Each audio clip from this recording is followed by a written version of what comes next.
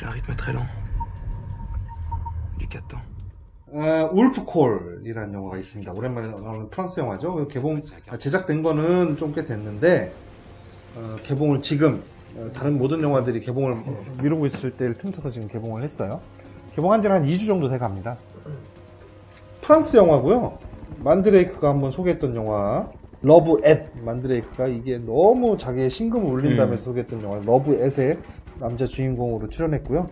그리고 트루 시크릿, 그리고 부르고뉴 와인에서 찾은 인생, 여기에 출연했던, 프랑스에서는 지금 이제 정상급 젊은 남자 배우, 잘생긴 배우라고 보시면 될 것 같아요. 프랑스와 시빌 주연했고요. 그 다음에 오마르사이, 이분은 언터처블 리프로의 우정, 거기에서 그 휠체어를 타고 있는 사람과 같이 친구를 출연했던 부분이고요. 감독은 안토닌 보드리. 필모가 요거 하나밖에 없는 걸로 나오는데요. 모르는 감독이에요. 내용은 주인공 프랑스와 시빌은 프랑스 해군입니다.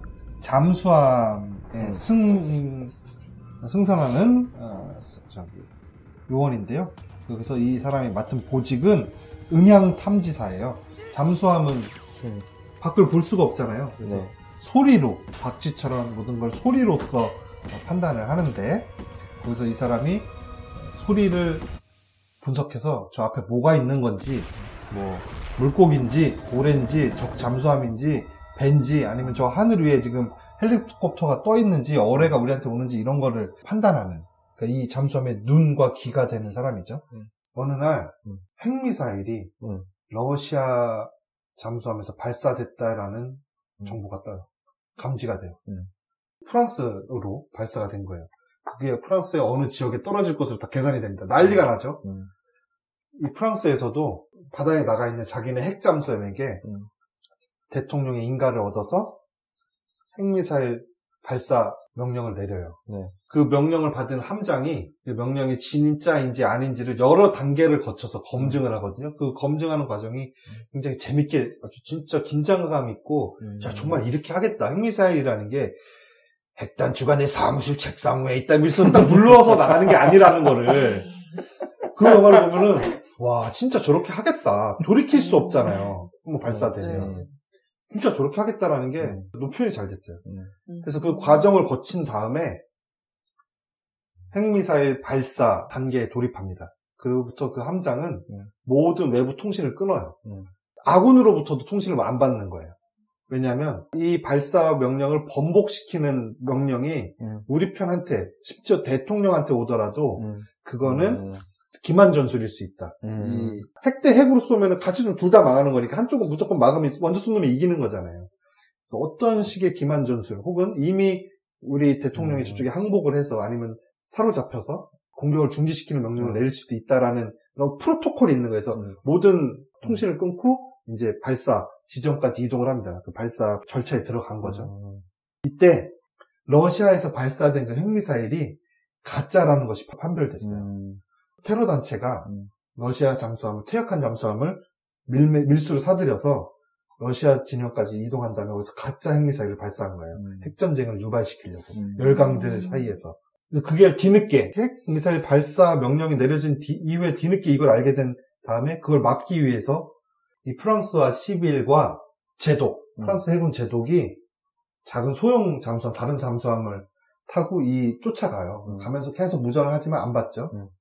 프랑스와 시빌이 타고 있는 잠수함 사람들이 다 그 핵잠수함에 타고 있는 함장의 부하들이었어요. 그 조그만 잠수함에 함장이 승진을 해서 핵잠수함 함장으로 가서 첫 출격을 했는데 이 실제 상황이 벌어진 거예요. 그래서 이거는 방법이 없다. 아무리 우리가 지금 무전을 치고 전화를 걸어도 저쪽에서 이미 모든 통신을 차단했으니 방법이 없다. 그때 이 조그만 잠수함에 부함장이었다가 함장으로 승진이 된 사람이, 내가 함장님께 한번 직접 가보겠다. 이 수압에서는 너 50m도 못 가서 죽어. 안 돼. 아니, 우리는 갈 수 있다. 그래서 그 모타 달고선 물속으로 쭉 가서 그 바깥에서 망치로 두드려서 모스부를 전하려고 하는 거죠. 그런 시도를 다 했는데 다 모든 시도가 실패해요. 남은 건 하나밖에 없다. 핵잠수함을, 우리 아군 잠수함을 격추시켜야 된다. 결론에 도달해요. 그 핵잠수함에게, 아군의 잠수함에게 어뢰를 발사하죠. 네. 그럴 때 어떻게 했어요, 연출이? 눈이 빨개지고 막 눈물 막, 함장님 막, 그 함장도 저 조그만 우리 아군 잠수함 우리 지금 따라오고 있다라는 걸 알아요. 분명히 뭐 하지 말라는 전화가 막 오고 있는데 그걸 받으면 안 된다고 해요. 다른 함장을 받으려고 하는데 이건 우리 절차가 이렇다.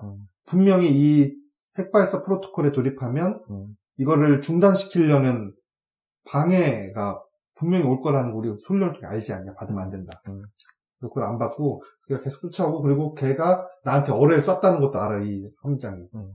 반격을 합니다. 서로. 그래서 아군의 잠수함이 서로에게 어뢰를 발사하는 그런 상황이 벌어지고 그래서 결국엔 프랑스 핵잠수함의 핵발사는 막아질 것이냐 다 얘기한 줄 알았어. 아니냐 이런 거를 볼 수 있는 그런 영화고요. 오, 재밌겠는데요? 여기는. 프랑스 영화답게 네. 해피하게 안 끝날 것만 같잖아요. 네. 그죠? 핵 미사일이 그래서 발사가 돼서 러시아 좆대고 러시아 핵발사가 자기네들 온다는 거 알면 자기네들 쏠 거 아니야. 그리고 어떻게 될지 결론은 과연 어떻게 될지 한번 보시면 될 것 같고요. 여기서 이 함장 핵잠수함의 이 함장이 특징이 그거예요. 굉장히 그 어떤 이성 그 자체, 그 어떠한 그 위기 상황에 닥쳐도 아주 냉철한 판단을 하는 이성 그 자체인 사람이고요. 그리고 이 프랑스와 시빌은 어떤 감성적인 사람, 뭐 이런 사람으로 나와요. 근데 이 핵잠수함의 함장은 그간의 그 아주 위기 상황에서의 그 냉철한 판단 이런 걸로 올린 무공이 많다 해서 발탁된 거거든요. 핵잠수함으로. 이런 사람이 확실한 신념을 가지고 그리고 그 프로토콜, 시스템에 추호의 의심도 갖지 않는 주어진 임무를 아주 칼같이 수행해내는 이런 군인이 있고 또 한쪽에서는 시스템에도 문제가 있을 수 있다. 어떤 시스템에도 인간성이 있어야 된다라는 거를 이야기하는 한쪽에 또 일군의 주인공을 비롯한 또 사람들이 있어요. 그래서 과연 시스템만이 능사인가? 시스템 없이 돌아가면은 어떤 사람이 어떤 마음을 먹고 운영하느냐에 따라서 개판도 됐다가 나라가 태평성대이기도 하다 할 거 아니에요? 그렇다고 뭐든지 다 시스템에 의해서 계산적으로 하면 너무 인간성이 떨어지고 그 시스템에 의해서 걸러지지 못한 선의의 피해자도 생겨날 테고 이런 일이 있잖아요. 그래서 그런 거에 대해서 한번 생각해 볼 수 있는 그런 영화인 것 같아요. 그래서 여기서 나오는 그 냉철한 이성 그 자체인 함장의 역할로 나오는 이 배우가 이름을 잘 모르겠습니다. 프랑스 사람이라 굉장히 멋있어요. 섹시하고 미남형이 아닌데 프랑스 사람 특유의 그 휘어진 코? 그런 외모를 갖고 있는데 굉장히 멋있고요. 그리고 여기 나오는 제도 뒤쫓아가서 자기가 가르친 다 제자들이란 말이에요. 절대 이 프로토콜에 들어섰을 때는 너희들이 외부의 어떠한 회유에도 넘어가서 안 된다라고 가르쳤던 자기 부하들을 격침시키기 위해서 막 쫓아가는 이 제도의 연기도 굉장히 좋았어요. 특히 그 찡했던 장면이 서로 어뢰를 쐈는데 저쪽 핵잠수함은 어떻게 되고 이쪽 잠수함 주인공이 찬 잠수함도 그 어뢰를 맞아서 거의 전원이 사망합니다.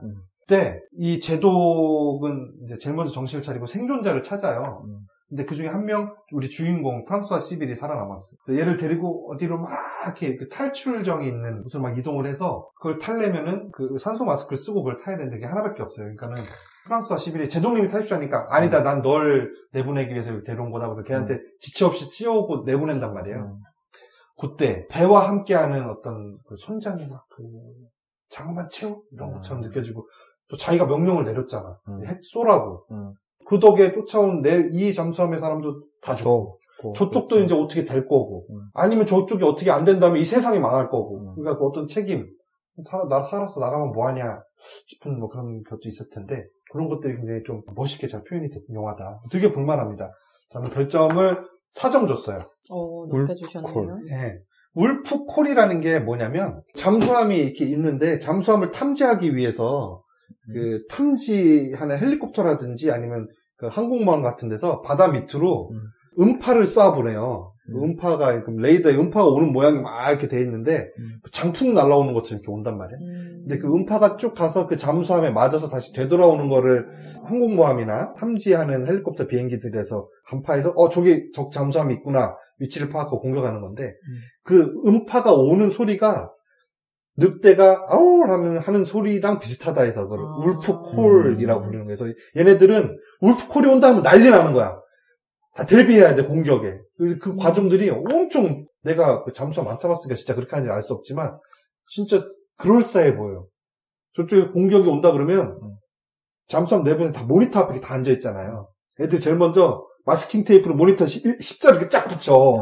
그거 깨지지 말라고. 그리고 후드 같은 거 이렇게 뒤집어 쓰고, 위에 뭐 마스크 쓰고 잠수함 내부 사정이랄지 이런 게 굉장히 그럴싸하게 표현이 돼 있어갖고, 진짜 저런가? 와, 진짜 저럴 것 같다. 고증을 잘했을 것만 같다. 라는 그런 저희가 있고요. 그게 장점이 있고요. 단점으로는, 프랑스 애들은 어떤 러브라인을 영화에 안 넣고는 못 만드나? 이 와중에 또 있는 거예요? 이 주인공이 원래는 핵잠수함에 함장이 승진해서 가면서, 얘는 내가 반드시 데려가야 한다. 얘는 황금기를 가진 애다. 얘만한 음향사가 없다.